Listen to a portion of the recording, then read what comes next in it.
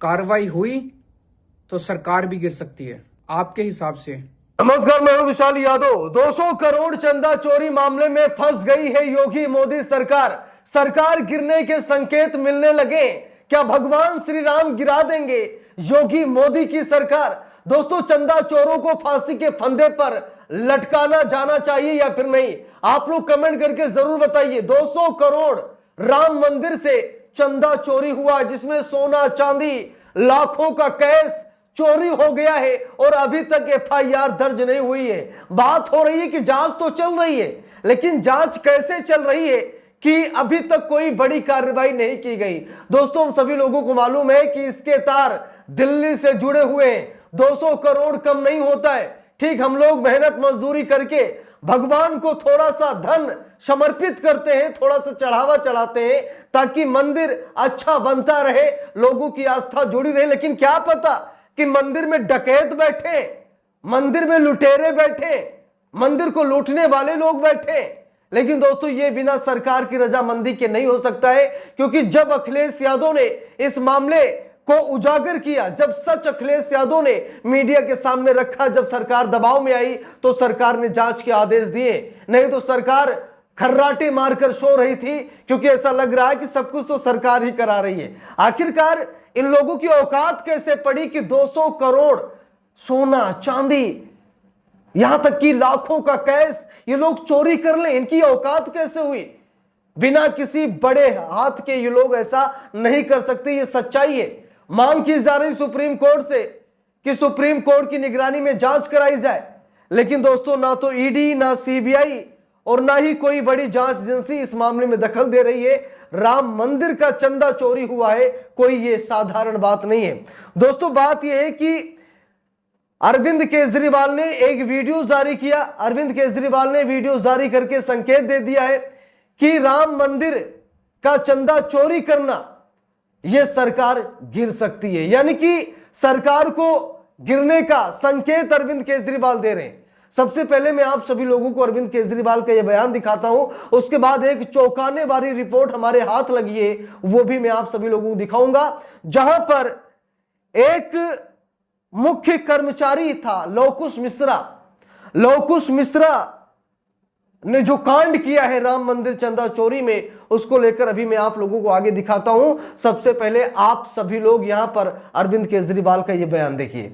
अयोध्या के राम मंदिर से करोड़ों करोड़ों रुपए के चंदे की चोरी हो गई। बताया जा रहा है कि लगभग 200 करोड़ रुपए का तो कैश ही चोरी हो गया और कई हीरे जवाहरात के बक्से चोरी हो गए, और एक भी एफआईआर नहीं हुई है। ना यूपी पुलिस ने कोई एफआईआर की, ना ईडी ने कोई एफआईआर की, ना सीबीआई ने कोई एफआईआर की। केंद्र में और यूपी में दोनों जगह इनकी सरकारें हैं, कोई रेड नहीं, कोई गिरफ्तारी नहीं। कह रहे हैं बहुत बड़े बड़े नाम शामिल हैं। कार्रवाई हुई तो सरकार भी गिर सकती है। आपके हिसाब से किसे बचाना जरूरी है, सरकार को या करोड़ों करोड़ों लोगों की आस्था को?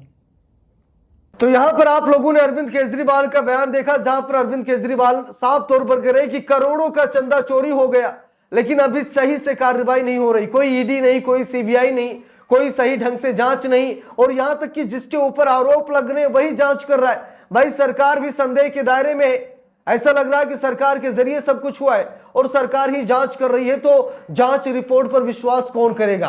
दोस्तों, कुछ बड़े खुलासे हुए हैं, वो मैं आप लोगों को दिखा रहा हूं।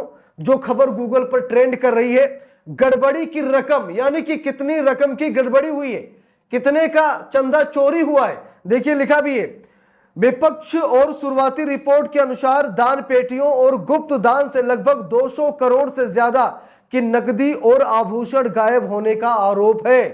एसआईटी का गठन, लिखा है, श्री राम जन्मभूमि तीर्थ ट्रस्ट की अपील पर मुख्यमंत्री योगी आदित्यनाथ ने जून 2026 में 3 सदस्यीय एसआईटी, जिसमें वरिष्ठ आईएएस, आईपीएस और वित्त विभाग के अधिकारी शामिल है, का गठन किया गया। संदिग्ध कर्मचारी कौन है? मंदिर में चढ़ावा गिनने वाले लगभग 40 से 50 कर्मचारी जांच के दायरे में हैं। इन कर्मचारियों पर आरोप है कि बहुत कम वेतन होने के बावजूद इन्होंने पिछले कुछ समय में महंगी संपत्तियां और लग्जरी गाड़ियां खरीदी। जरा सोचिए, इतनी उनकी कमाई नहीं है, सैलरी उतनी नहीं है, इनकम उतनी नहीं है, लेकिन उसके बावजूद भी इन लोगों ने पिछले कुछ समय में संपत्तियां इकट्ठा की और महंगी लग्जरी गाड़ियां भी खरीदी। गिरफ्तारी और बरामदगी लिखा है कि दान गिनने वाले एक मुख्य कर्मचारी लवकुश मिश्रा को हिरासत में लिया गया था, जिसके घर से पुलिस ने 10 लाख कैश बरामद किया। इसके अलावा संदिग्धों से भारी मात्रा में नकदी और अन्य सामान जब्त किए जाने की खबरें हैं। चोरी का तरीका क्या था? जांच में सामने आया है कि आरोपी गुप्त दान यानी जिसकी कोई रसीद नहीं कटती पर विशेष नजर रखते थे और उसी में से कैश तथा सोने चांदी गायब करते थे। दोस्तों बात यही, कुछ लोग गुप्त दान करते थे, कुछ लोग ऐसे थे जो गुप्त चंदा देते थे कि उनका कहीं रिकॉर्ड में नाम ना हो, कोई पर्ची ना कटे। गुप्त दान होता है कि लोग भगवान को सीधा समर्पण करते हैं, वो नहीं चाहते कि उनका नाम कहीं लिस्ट में आए, कहीं किसी पर्ची में आए, वो इतना बड़ा दान करते हैं। ठीक है, गुप्त दान करते हैं जो बड़े लोग हैं, रईस लोग हैं। और जब गुप्त दान होता है, किसी ने अगर मान लीजिए 5 लाख का गुप्त दान किया है, वो कहीं लिखा तो है नहीं, और जिसने गुप्त दान किया है वो चिल्लाएगा तो है नहीं कि मीडिया के सामने आएगा हमने 5 लाख का गुप्त दान दिया, वो भी नहीं बताया, क्योंकि गुप्त का मतलब क्या है? गुप्त है, वो सीक्रेट है। ठीक है, तो इसीलिए गुप्त दान पर जो चढ़ावा चढ़ता था, चाहे वो सोना हो, चांदी हो, जेवरात हो, या फिर वो हीरे मोती हो, कुछ भी हो, पैसा हो, तो ये लोग उसमें से थोड़ा थोड़ा करके निकाल लेते थे। और इसी कारण से ये अंदाजा लग रहा है सोशल मीडिया पर, जैसा दावा किया जा रहा है कि लगभग 200 करोड़ की चोरी हुई है। 200 करोड़ कम नहीं होते, 1 करोड़, 2 करोड़, 3 करोड़, 4 करोड़, अरे गिनते चले जाइए आप। 200 करोड़ की चोरी हुई है। और अब ये कहा जा रहा है कि शायद ये सरकार गिर सकती है, मोदी योगी की सरकार गिर सकती है। और जब लवकुश मिश्रा पकड़ा गया है और इसने इतना बड़ा करोड़ों करोड़ों लोगों की भावनाओं को आहत किया है, तो भाई इसको अब तक फांसी के फंदे तक क्यों नहीं चढ़ाया गया है? फांसी के फंदे पर चढ़ाया जाना चाहिए ना। लेकिन दोस्तों नहीं, क्योंकि बात यह है कि इसमें बड़े बड़े लोगों का हाथ है। ये लवकुश मिश्रा तो सिर्फ एक मोहरा है, इसका मेन लीडर, मेन मास्टरमाइंड तो कोई और है। और बिना ट्रस्ट को भंग किए सही से जांच हो भी नहीं सकती, ये भी सच्चाई है। सबसे पहले सरकार को ट्रस्ट को भंग करना चाहिए, नए ट्रस्ट का गठन करना चाहिए, और उसके बाद इस मामले की जांच होनी चाहिए और सुप्रीम कोर्ट की निगरानी में होनी चाहिए। अगर ऐसा नहीं हुआ तो जांच चलती रहेगी, कुछ खास होगा नहीं। 1-2 लोगों को गिरफ्तार किया जाएगा, उन्हें जेल में डाल दिया जाएगा, कुछ महीने बाद उन्हें छुड़ा लिया जाएगा, बस यही होगा, इसके अलावा कुछ नहीं होगा। क्योंकि ये लुटेरे आज के नहीं है। भारत सोने की चिड़िया कही जाती थी और सोने की चिड़िया को आज कबूतर बना दिया गया है। यह सच्चाई है।